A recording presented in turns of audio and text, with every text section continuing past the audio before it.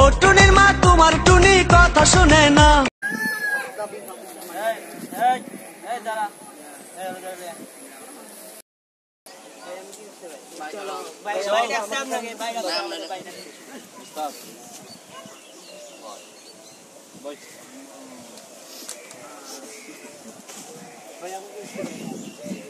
আবার কত বলস এলাকায় নতুন দেখতেছি বাড়ি তো সিটেং ভাই এটা ওই সাইডে দেবে যা আজ এসে না দেখে এদিকে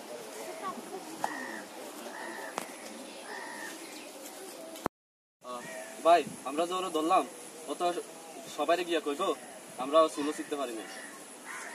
কতটা তো খারাপ মানুষ নাই, যা ওর চুল ছিড়ালে এই দাঁড়া